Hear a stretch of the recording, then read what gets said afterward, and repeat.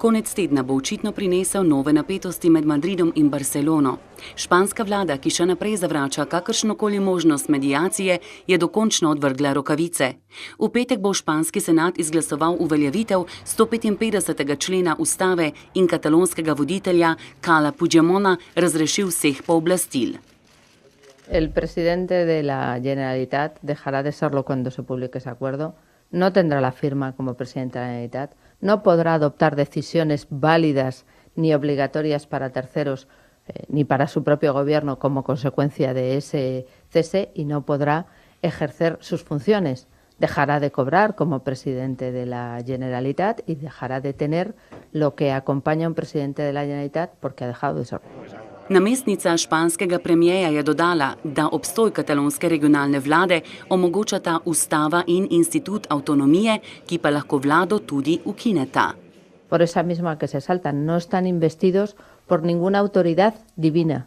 Están investidos porque así lo marca la Constitución y su Estatuto de Autonomía. Han incumplido abiertamente la Constitución, han incumplido abiertamente el Estatuto de Autonomía, por tanto que no se crean que están puestos por la mano de Dios, que eso no existe desde que desaparecieron las monarquías absolutas en el entorno de Europa.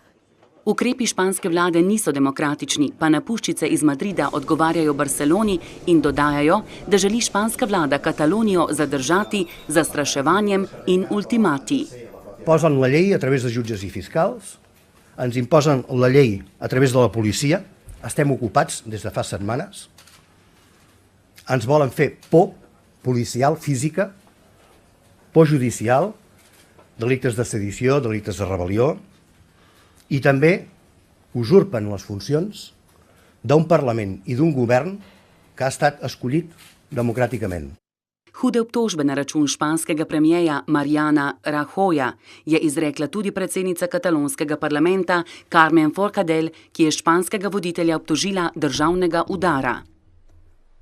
El president Rajoy, amb una enorme irresponsabilitat política, ha traspassat tots els límits. Ha anunciat l'execució d'un cop d'estat de facto, amb el qual pretén escapçar les institucions catalanes i apropiar-se'n.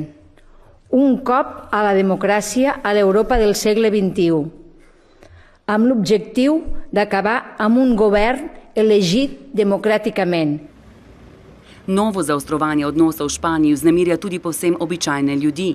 Na ulicah Barcelone je čutiti napetost pred koncem tedna, ki bo v marsičem prelomen. Estoy profundamente triste con el gobierno español y si realmente llevan a cabo el 155, que sí que se está llevando a cabo, pues creo que los políticos catalanes deberían el viernes declarar la independencia y hacer nuestras propias leyes y pasar de todo lo que diga el gobierno central, la verdad.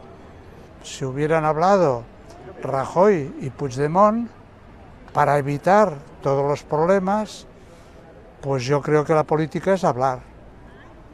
Porque todo lo demás, ¿qué tiene que empezar? ¿Una nueva guerra como en el 1714?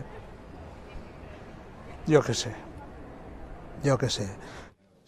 Samo upamo lahko, da bo na koncu vendarle prevladala modrost in bo reševanje katalonske krize potekalo z dialogom in ne z nasiljem. Evropa 21. stoletja si tega namreč ne bi smela dovoliti.